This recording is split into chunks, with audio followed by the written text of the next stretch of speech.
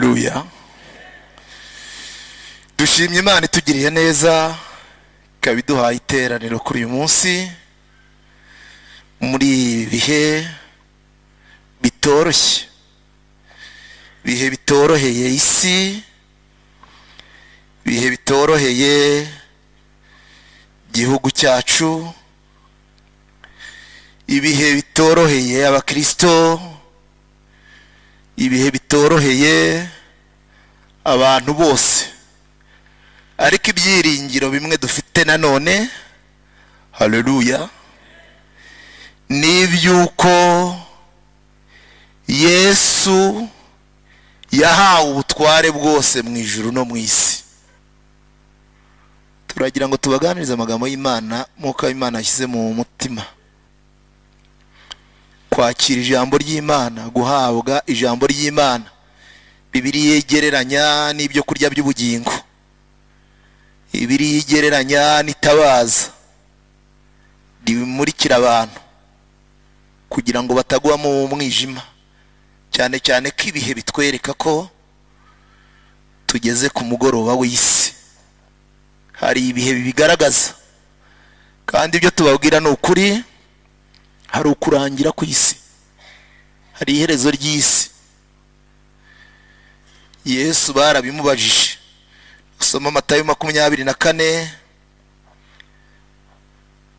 ikiganiro yagiranye n'abo bari kumwe, ngo bamaze kumwereka imyubakire y'urusengero, ngo aritegereza, ararutambagira, arareba.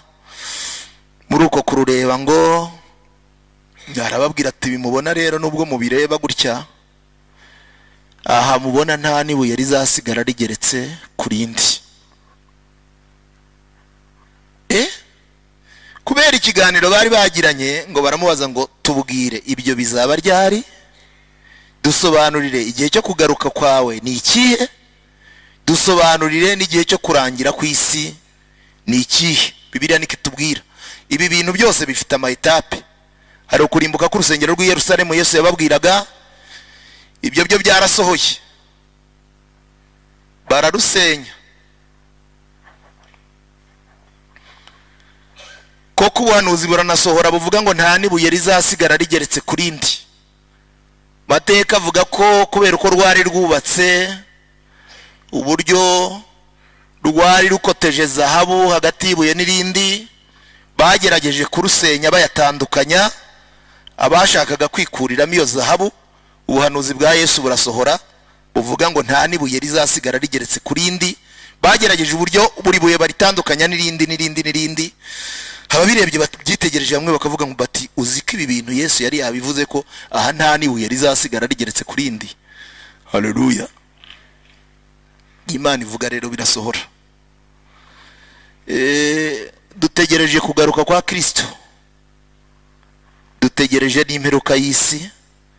Ni ibihe bibiri, kandi uko ibihe bigenda bitambuka, ikaba ari maso babyitegereza, ko abantu bagenda barushaho kubimenya.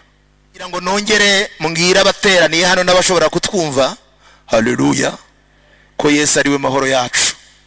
Ko Pawulo yandikiye itorero ry'Abaefeso mu minsi naryo ryari rifite ibibazo, ariko arababwira ngo uwo ni we mahoro yacu. Niko Yesaya yahanuye mu buhanuzi bw'ahanura Kristo, yahanuye ko ari umwami w'amahoro. Amen. Yesu ni umwami w'amahoro, niwe mahoro yacu. Iyo mpamvu abigishwa mu minsi bari babuze amahoro, ndamutso ya mbere yabaramukije yarababwiye ngo amahoro y'Imana abe muri mwe. Haleluya. Mahoro abe muri mwe. Yarabibonaga ko babuze amahoro.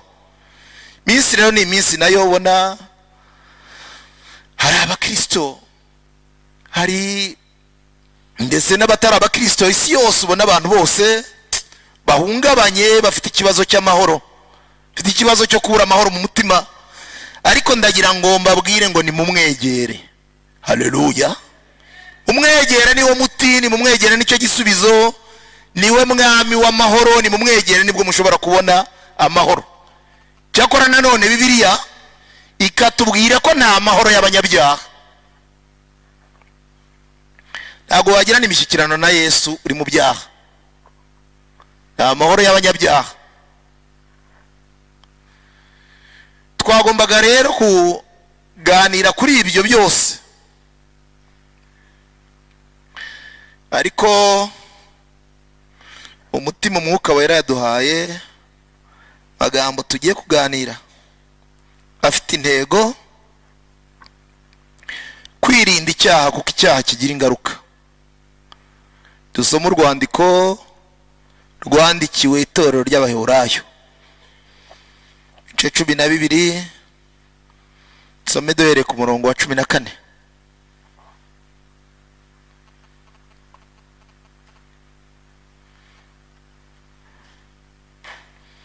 Turasoma na 15 tugeze kuri 17. Mugire umwete wo kubana n'abantu bose amahoro no kwezwa, uko uterere batazareba umwami Imana. 15. Mwirinde hatagira umuntu ugwa akava mu buntu bw'Imana, kandi hatagira umuzi wo gusharira umera ukabahagarika imitima, abenshi bagahumana. Kandi hatagira umusambanyi cyangwa ukerensa iby'Imana nka Esawu, waguranye umurage we w'umwana w'imfura igaburo rimwe. Ko muzi yuko hanyuma ubwo yashakaga kuragwa umugisha atemerewe, ko atabonye uko yihana, nubwo yabishakaga cyane arira.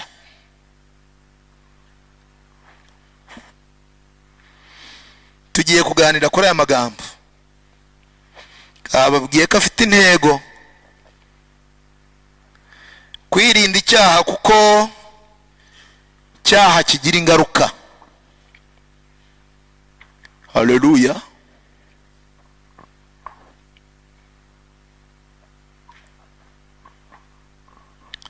Mugire umwete wo kubana n'abantu bose amahoro. Ntago Bibiliya ibidusaba kubigendamo gake. Bibiliya iravuga ngo ni umwete.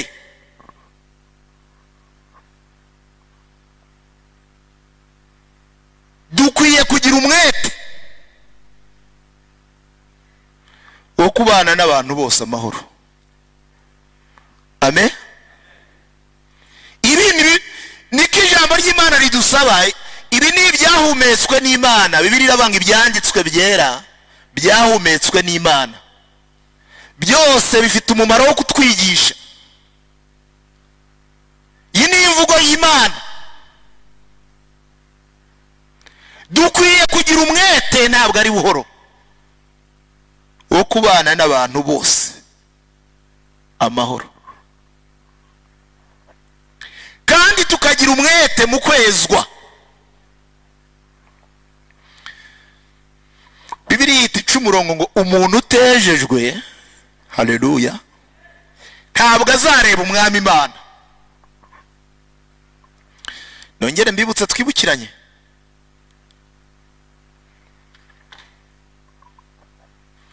Uririmbye niko yaririmbye, naba nararuhiye iki urya munsi ntabonye Yesu.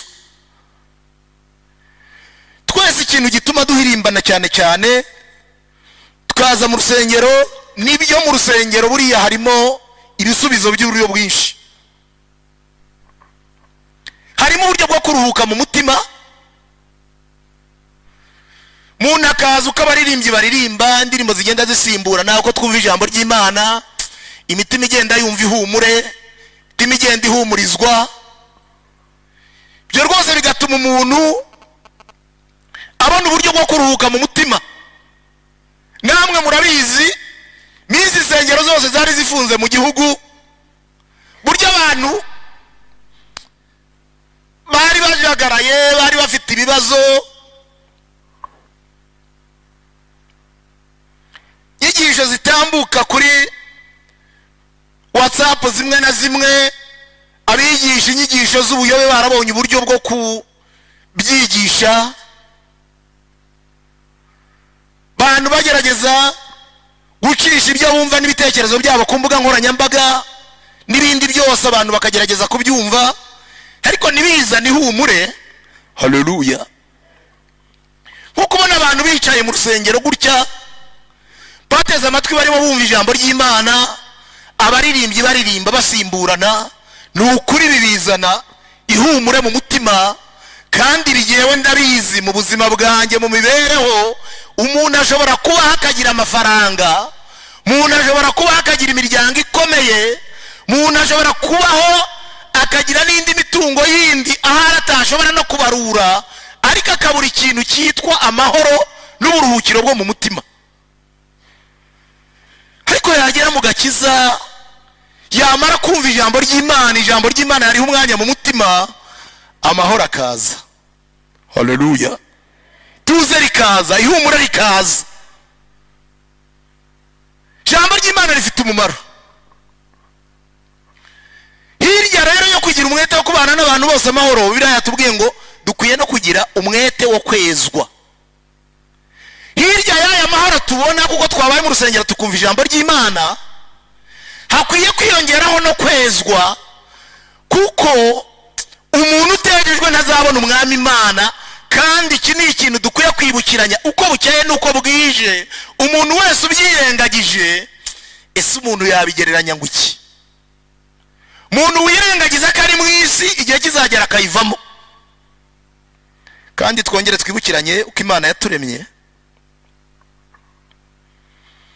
Biriya niko ivuga.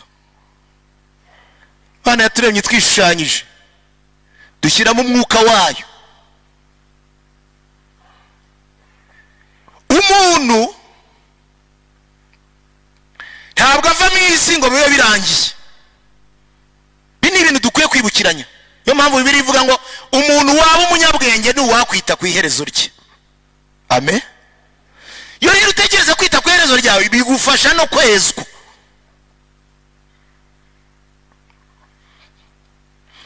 Bigufasha kumva umutima nta utagucira urubanza. Bibiliya yatubwiye mu magambo twasomye ku murongo wa 15, yatubwiye ngo mwirinde, twirinde. Haleluya. Kwirinda bifasha umuntu kwezwa. Mwirinde hatagira umuntu ugwa akava mu buntu bw'Imana. Mwirinde. Ahari cyatumye Imana izanira ijambo kuri uyu munsi muri iri teraniro, Bibiliya ibi bitabo 66, 39 byo mu isezerano rya kera, 27 byo mu isezerano rishya. Haba harimo amagambo menshi cyane umwigisha ashobora kwigisha, umwigisha ashobora gusoma. Ariko ujye uha agaciro iri jambo, unatekereza impamvu ari iry'Imana yashimye ko ryumvikana mu matwi yawe kuri uwo munsi. Ibyo ujye ubitekereza. Kubera iki hatasomwe mu itangiriro ko harimo amagambo, nubwo yenda muri aya magambo tumaze gusoma tutari bubure kwifashisha inkuru zo mu itangiriro bice 27 tutabonye uburyo bwo gusoma, ariko ushobora kuza gusoma kubera Esawu twasomyemo. Ariko mukwiye gutekereza ni ukubera iki hasomwe iri jambo, kuko ari ryo ryumvikanye mu mutima wanjye. Mwirinde hatagira umuntu ugwa akava mu buntu bw'Imana, bene data. Haleluya. Buntu bw'Imana butangaje, bwadukuyeho imigozi. Abagize amahirwe bakamenya ibanga ry'ubuntu, abagiriwe ubuntu bakaba barabohowe. Hari imigozi yacikaguritse, niko umuririmbyi yaririmbye ngo ubuntu bw'Imana butangaje nibwo bwankuyeho imigozi. Ngeze hepfo aravuga ngo byavuye se kuki? Byavuye ku gushaka kw'Imana yonyine. Pawulo yandikiye Tito aramubwira ngo ubuntu buzanira abantu bose agakiza bwarabonetse. Haleluya. Ariko mujye mutekereza, nubwo ubuntu buzanira abantu bose agakiza bwabonetse, ntago abantu bose bakijijwe. Abantu bose ntago bakijijwe. Noneho rero wowe wagiriwe ubuntu, irabonera kubwira ngo wirinde utagwa. Mwirinde mutagwa, mukava mu buntu bw'Imana.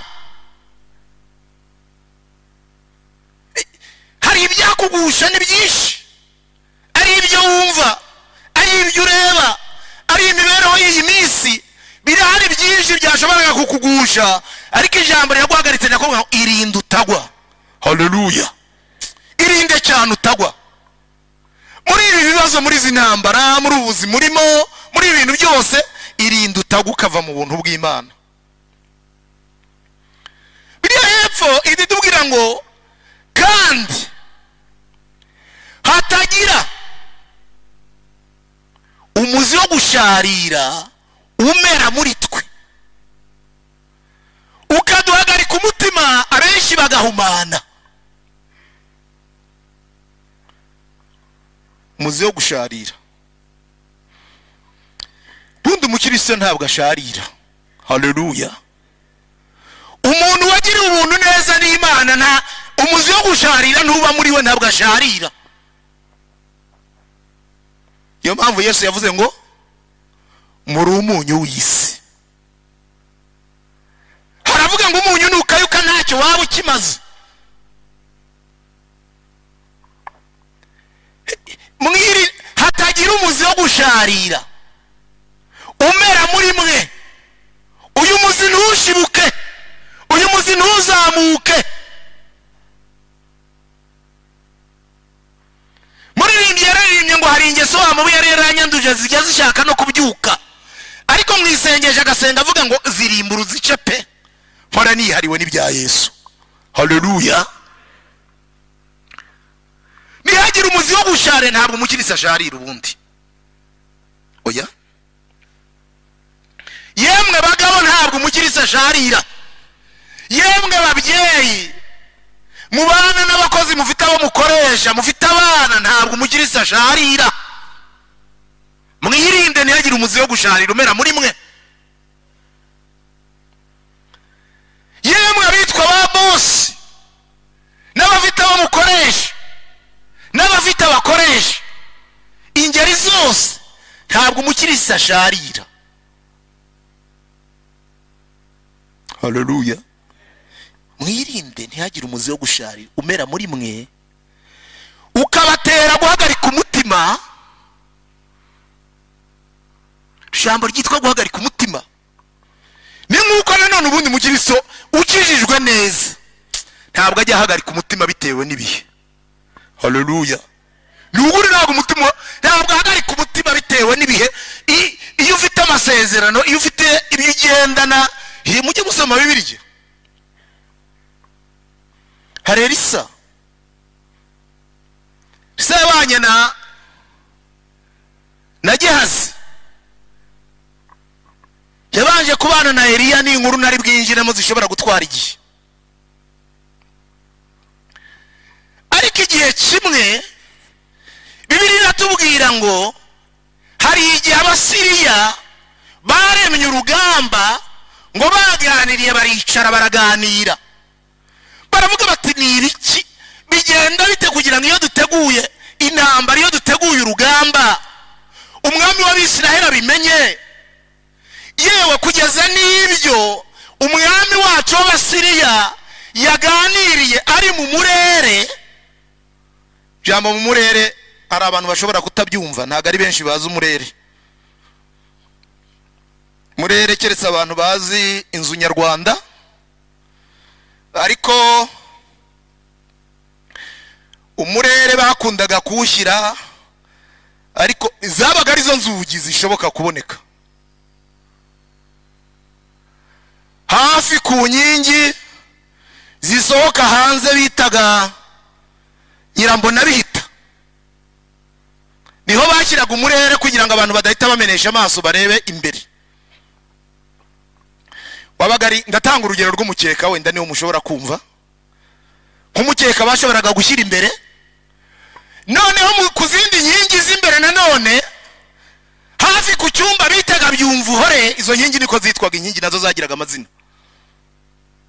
Tujye tubigisha n'ikinyarwanda. Haleluya. Hafi y'izi nkingi niyo mpamvu uyu mwami yagize ikibazo n'ibyegera byo, baravuga bati ariko ni ukubera kugeza n'ibyo umwami aganiriye, n'ibyo umwami avugiye mu murere imbere, nabyo bigenda bigera ku mwami w'Abisiraheli. Ninde ujya muntu ujyana aya makuru. Aha naho habaga umurere nk'umukeka bashoboraga kuba bafungishije, batangazwa n'ukuntu n'ibyo avugiye imbere mu cyumba babimenya. Umwenga aravuga ati ariko mwebwe ntago mubizi, ntimuzi umuntu utanga amakuru. Umuntu utanga amakuru ni uwitwa Elisa, umuhanuzi wa Isiraheli. Habamo umuntu, umwami ngaravuga ati buretse aho kujya kurwana n'abandi bantu, mugende mubanze mutere kwa Elisa umuhanuzi, mumwishe cyangwa mufate mumunzanire. Ngo baragenda, Elisa yararyamye asinziriye, ingabo ziragota nyinshi. Gihazi mu gitondo ngabyutse, ngabonye ingabo z'Abasiriya nyinshi, ngasubira mu nzu, agenda yiruka abwira Elisa, ngaramubwira ngo biracitse. Nashaka kubabwira ko umukirisi adahagarika umutima. Haleluya. Nimuhagarika umutima kubera ibihe, muyihagarika umutima mubitewe n'ibihe, mubitewe n'ibyo mwumva. Oya, nimutumbire Yesu wanesheje. Haleluya. Yesu amaze kuzuka yiyeretse abigishwa. Nusoma Matayo 28 nk'umurongo wa 16 kamanuka, yarababwiye ngo nahawe ubutware bwose mu ijuru no mu isi. Haleluya. Nahawe ubutware bwose mu ijuru no mu isi. Haravuga ngo nimugende muhindura abantu. Ni nayo misiyo dufite mu isi. Amina. Umwami wacu yahawe ubutware bwose mu ijuru no mu isi. Iri jambo sinzi impamvu ridakomeza abakristo.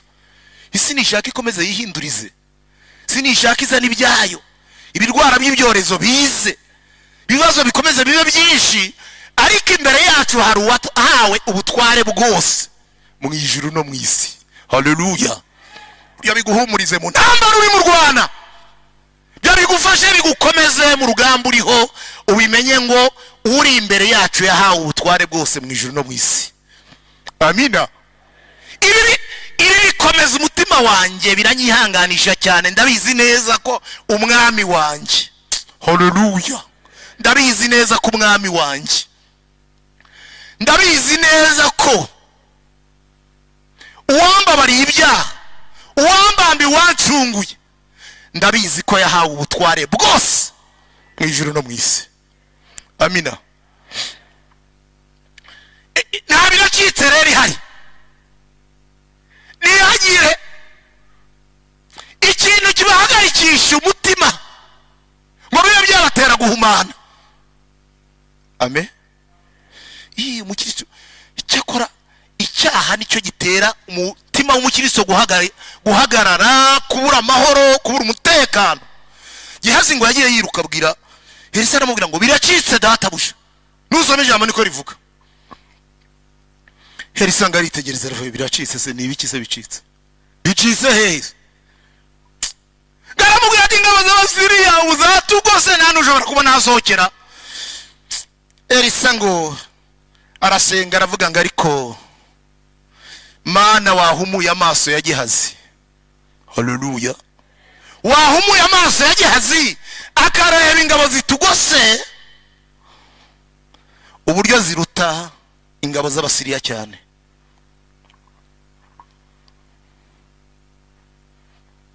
Nanjye nitegereje nabonye umukiranutsi w'Imana, umuntu wubaha Imana, agoswe n'izindi ngabo.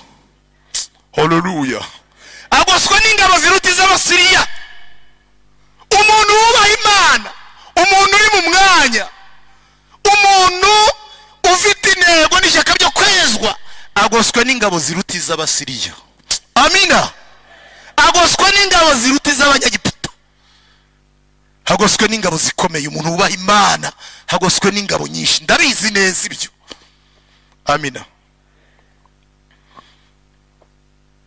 Hamubwiye ngo biracitse, nta muzi wo guhagarika umutima. Nta guhagarika umutima ku muntu w'Imana, nta nibyo tunafite guhagarika umutima. Nibiza byose nibize, igisohora ku muntu w'Imana, Imana iba yacyemeye. Amen. Hatagira ugwa akava mu muntu w'Imana, hatagira umuzi wo gusharira umera ukabahagarika imitima, benshi bagahumana, kabatera guhumana. Kandi hatagira umusambanyi cyangwa ukereza iby'Imana nka Yesu ijambo ryitwa ubusambanyi bugwiriye mu isi mu buryo bubiri. Bantu bahinduye ubusambanyi nk'imikino, bantu bahinduye ubusambanyi nk'ibyaha bidafite uburemere, bidafite buremere bunini, ko Bibiliya iratubwira ngo ni ibyaha bikorerwa imbere mu mubiri. Kandi Bibiliya ikatubwira ko imibiri yacu ari insengero z'umwuka w'Imana uba hehe muri twe. Nuko Bibiliya itubwira. Hari ubundi busambanyi. Iyo usomye Bibiliya Zaburi igice cya mbere, hari amagambo avuga ngo hahirwa umuntu udakurikiza imigambi y'ababi, ntahagarare mu nzira z'abanyabyaha, yicarane n'abakobanyi. Ibi bintu bigaragara nk'ubusambanyi iteka iyo umuntu yitwa umukirisitu, ariko ugasanga ari mu biganiro n'abasambanyi, ari mu biganiro n'abajura, ari mu biganiro n'abibone, ari mu biganiro n'abacibico. Hahirwa umuntu udakurikiza imigambi y'ababi, ntahagarare mu nzira y'abanyabyaha, ntiyicarane n'abakobanyi. Niyo mpamvu ntabwo byabakundira kwezwa mukicarana n'abantu banegurana, mukibana n'abantu bakobana, mukibana n'abantu bashobora gusebanya, mwakwicarana n'abajura mu nama zabo z'ubujura cyangwa ibindi ubujura bw'uburyo bwinshi. Baba ari abiba mu kazi bakora, baba ari abiyigisha ikoranabuhanga n'ubundi buryo. Ariko Bibiliya itubuza kwifatanya n'aba bantu, Bibiliya itubuza kwivanga n'aba bantu, ikatubwira ngo uwitandukanyije nabo uwo ngo ibihe byose azahwana n'igiti. Haleluya! Zahwana n'igiti cyatewe ku mugezi, icyo ngo gihora cyera imbuto ibihe byose, ntigikangwa nuko amapfa yacanye. Bibabi byacyo bihora bitoshye. Uyu muntu witandukanya n'aba bantu, hatagira umusambanyi cyangwa ukerensa iby'Imana nka Yesawu, ukerensa ibintu by'Imana, kudaha ibintu by'Imana agaciro, kumenyera ibintu by'Imana. Hari ibyo usanga abantu barabaye ba mihango y'idini. Kubwiriza ashobora kubwiriza n'umutima umureka, kuririmba ashobora kuririmba n'umutima ushigira ibyo umushinja. Hatagira ukerensa ibintu by'Imana. Imana ubuse nongere mbaganiriza Imana ngo iki, mbigisha Imana ngo iki. Nibyo kundo rw'Imana ni rurerure cyane, niyo ndirimbo twatangije iteraniro. Haleluya! Ni rurerure cyane.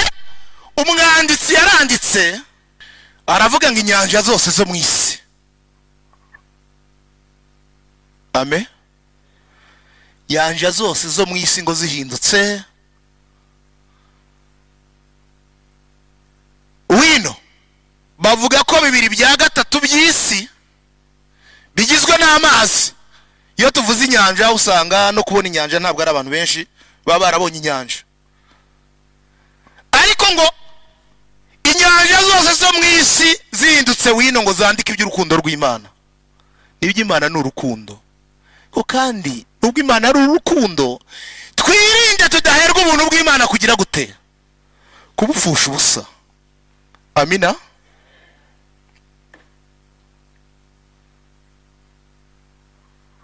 Hatagira iyo keresi by'Imana nka Yesawu uvuka kwa Isaka. Isaka wabyawe na Aburahamu. Yesaya wari ufite, Yesawu wari ufite umuvandimwe we witwa Yakobo. Yesawu akaba ari we wari imfura mu nda ya mama we Rebeka. Amateka n'amabwiriza yavugaga ko umwana w'imfura ariwe ugomba guhabwa umurage. Amen. Ibi Yesawu yari abizi. Reka mbabwire mwa bakristo, ni iki gituma mwirengagiza umurage? Petero niko yanditse, tuzahabwa umurage utabasha kubora. Tuzabasha ahabwa umurage utabasha kugajuka. Dufite umurage. Haleluya. Dufite umurage. Dufite ibyasezeranijwe. Dufite umurage twarazwe. Tuzahabwa umurage.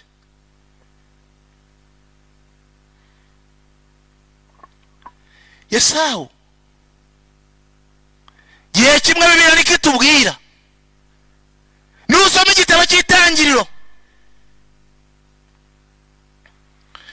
rimwe ngo Bibiliya itubwira ko yari umuhigi, niwo mwuga yari yarahisemo. Yakobo yabaga hafi ya mama we na papa mu rugo abafasha imirimo. Bibiliya iratubwira ngo Isaka ashaje, hatagira umuntu ukereza iby'Imana nka Yesawu waguranye umurage w'umwana w'imfura akawugurana igaburo rimwe ry'umunsi umwe. Isaka ashaje ngabyiyumvamo. Haleluya. Bahoze bagerageza kutubwira n'iby'umushumba wari utuyoboye mu myaka yashize, yabyiyumvagamo akajya bitubwira, tukicara akabituganiriza. Gihe kiragera Imana ishima kumuruhura, arangiza urugendo, arangiza urugamba. Dusigaye ku rugamba, niyo mpamvu twarimo tubaha intashyo zo hirya no hino, kandi uko tubasura niko tuba dusanga ibibazo hirya no hino n'ibindi n'ibindi. Nibiba biri muri uyu mujyi wa Kigali nabyo bitoroshye, ariko mu isi niko bigenda. Amen. Turi mu isi y'ibibazo, kandi ibibazo byatangiye kuva igihe Shitani yamanukiraga isi. Igihe Shitani yazaga mu isi, Yesawu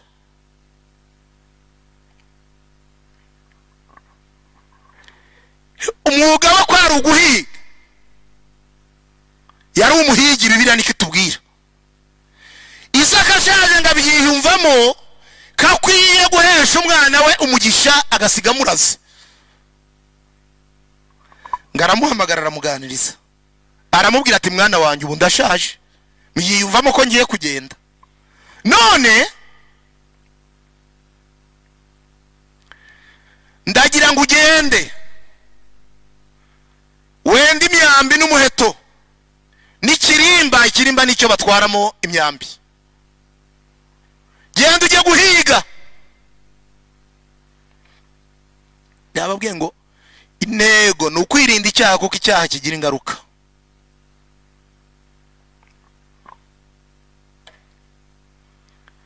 Genda numbonera nyamaswa iribwa, uyizane, unegurire inyama ziryoshye, uzinzanire, nimara kuzirya ngo uheshe umugisha mwana wanjye. Esawu ngarabyumva, yarabizi. Ariko ibi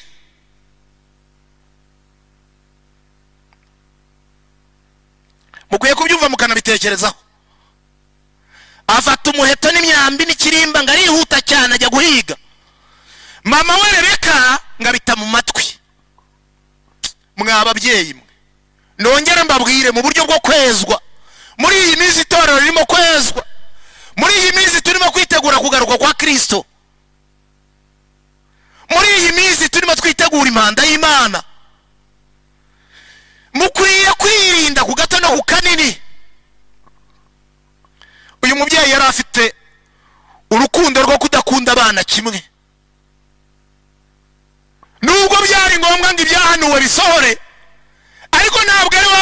kubisohoza. Tugira intambara cyane, dufite intambara muri ibi bihe by'abantu baba bumva bagomba gusohoza ubuhanuzi byanze bikunze. Ariko uba ukwiye kugira uko witwara, ukwiye kugira uko wirinda. Ibyahanuwe byo bifite igihe byategekewe kuza ko bizaza, ntabwo bizabeshya. Amen. Hari ibyo dusabwa twebwe. Rebeka ngabyumvise ahita agenda yiruka abwira umwana we Yakobo.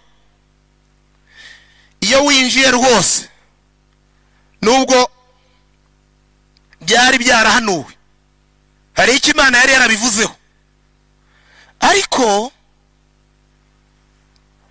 mu kwihuta ngaragenda yongorera umwana we Yakobo. Bigaragara ko yamukundaga kurusha uko yakundaga Esawu. Garamubwira ati gira vuba, mukuru wawe bagiye guhiga, kandi papa yavuze ko agiye gutanga umugisha. None ataraza, genda mu matungo ushakira umwana w'ihene, uwuzane, tuwutegure vuba vuba, uwushyire papa wawe. Papa wawe namara kuzirya izo nyama, umubwire ko ari wowe Esawu uvuye guhiga. Namara kuzirya agusabira umugisha ku Mana. Mwana ngabanza kugira ubwoba. Teka nta muntu ukora icyaha mutima utabanje kubimubuza, mutima utabanje kumubwira ngo ibi bintu byihorere, bizagira ingaruka kuri wowe, bishobora kugira ingaruka kuri wowe. Yakobo ngaravuga ati ibyo bintu sinabyubahuka. Mukuru wanjye ukateye, umubiri we ni cyoya, uriho ubwoya, jewe umubiri wanjye ni umurembe. None nindamuka nihuse nkagera imbere ya papa, kamubwira ko ari jewe umuzaniye ibyo kurya nkihindura Esawu, harya papa ubwo akabimenya, kari bunsabire umuvumo mu cyimbo cy'umugisha. Uyu muvumo wa papa nzawukizwa n'iki? Ngarabanza agira ubwoba. Mama waramuhumuriza. Bwabakirisi umwe nimugahumuriza abantu mu byaha. Ntabwo ndumva tudafite guhumuriza abantu mu byaha byabo, kandi muzatwihanganire rwose, mujye mutwihanganira. Si byiza guhumuriza umuntu mu byaha. Ko Bibiliya itubwira dukwiye kuburira abanyabyaha, dukwiye kurangurura, tukabwira abasambanyi ko bazarimbuka, tukabwira abajura ko bazarimbuka, tukabwira abibone ko bazarimbuka, tukabwira abagambanyi ko bazarimbuka, tukabwira abafite inzangano ko bakwiye kuzihana, nibatazihana bazarimbuka. Dukwiye kurangurura.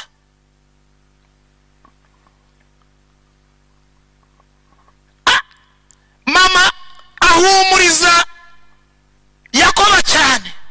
Rebeka ahumuriza Yakobo, aramubwira ati humura. Agera nubwo amubwira ati umuvumo na ukuvuma ntujye kuri wowe, ahubwo uzaze kuri jewe. Umva nawe ra.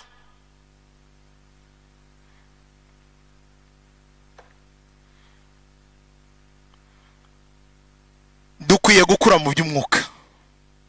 Amen.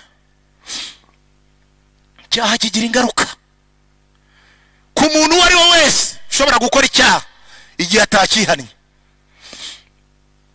Kanya gato ngo yazanye umwana w'ihene, yamabara zitunganya neza, yamaze kuzitunganya, Yakobo ngo arazijyana azishyira papa we. Nyina yiga amayeri yo kwiyoberanya. Hari abantu baba bazi kwiyoberanya mu buryo bwose.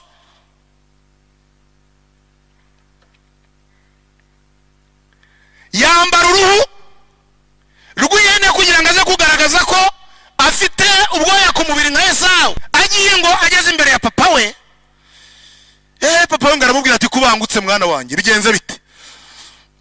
Baba bazi imvugo. Ngaramubwira ati Uwiteka Imana yawe impaye ishya, impaye umugisha, niyo mpamvu mbonye umuhigo vuba.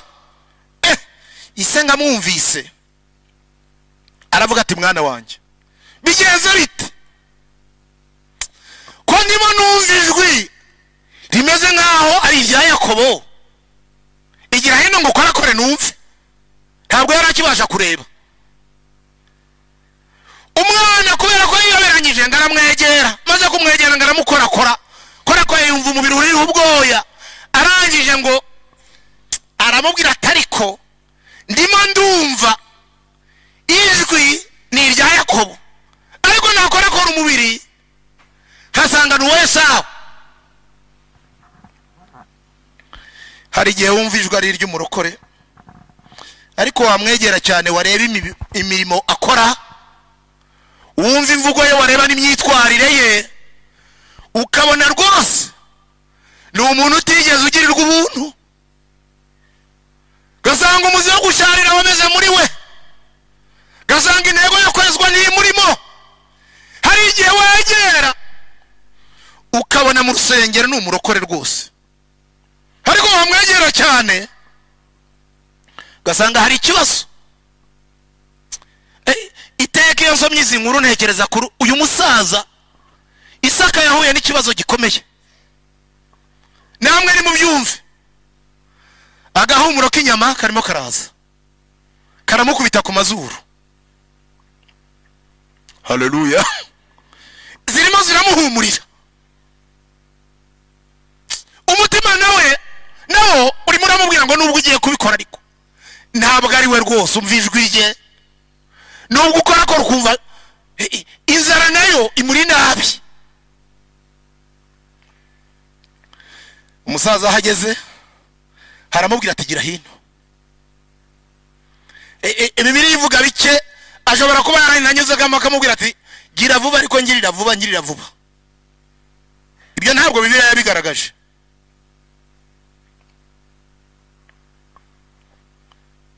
Ngamurambikaho ibiganza musabira umugisha. Hirya yo kumusabira umugisha, ingaruka y'icyaha.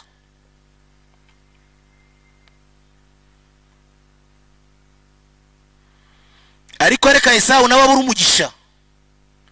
Bibiliya niko yatubwiye ngo hatagira ukeresa iby'Imana nka Esawu waguranye umurage w'umwana w'imfura igaburo rimwe igihe kimwe. Bibiliya niko itubwira Esawu ngavuye guhiga aje ashonje, asanga Yakobo ngo yatetse ibishyimbo, hari ibishyimbo mu rugo, aje ngashonje. Bibiliya avuga ngo yaraje koza, aramubwira ati wagerageje ukampa kuri ibi byo kurya ko numva shoje cyane. Undi ati bitegereze, ntabwo biraje n'igihe cyo kurya ntabwo kiragera. Undi ngo aramubwira ngo wagerageje rwose ukampa ku byo kurya. Undi ngo aramubwira ati kugira ngo mbiguhe uranyemerera rwose. Hari abantu bapfa kuvuga bakavugira ibintu imbere y'Imana, mujye mwirinda no mu byo muvuga. Ubundi ijambo ryitwa kwirinda rikuyemo ibintu byinshi cyane. Mukwiye kwirinda uko mugenda, kwiye kwirinda uko muvuga, kwiye kwirinda imyitwarire yose. Intego ari ukugira ngo mubone uko mwezwa muri iyi minsi yemwe torero. Haleluya. Ntabwo mwamenye impamvu Imana yatanze akagahe, yatwongereye iminsi, kaduha ubu buryo. Arangije yaza kwihangana. Buriya rero icyaha cyo kutihangana ni icyaha gikomeye. Yaza kwihangana, amaherezo n'ubundi byo kurya yagombaga kubibona, ariko ngarangije abwira Yakobo amubwira ngo ubundi se waramaze kumubwira ati keretse nunyemerera ko umurage w'umwana w'imfura uwumpaye ndahita ngo nanjye kuri ibi bishyimbo. Onye ngaravuga ngo kinzara n'ubundi giye kunyica se. Ubundi wa murage w'umwana w'imfura umari iki? Ariko arabikina hari, aramubwira ati umurage w'umwana w'imfura ndawuguhaye. Arokore muri iyi minsi barimo baratanga agakiza babihindura ibikino. Murimo muratanga ubugingo mubihindura ibikino, mubihindura ibintu mumenyereye.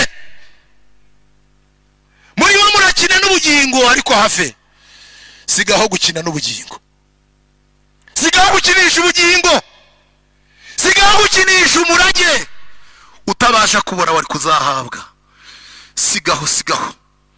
Sigaho kubigurana amazu y'iyi minsi, sigaho kubigurana akazi, sigaho kubigurana amafaranga. Bibiliya iravuga ngo ntidukwiye kujya tureba kuyiboneka, kuko ibiboneka ari iby'igihe gito, ariko ibitaboneka ni iby'iteka ryose. Murage w'umwana w'imfura ntabwo wagaragaraga n'amaso, icyabonekaga imbere ya Esawu byari ibishyimbo, nibyo yabonaga n'amaso, ariko biriya byari ni iby'igihe gito, byari iby'igihe gito. Kandi mubwira ngo umurage uzawutware, agira ngo ni ibintu biki avuze bikino, naho ijuru ryabyumvise.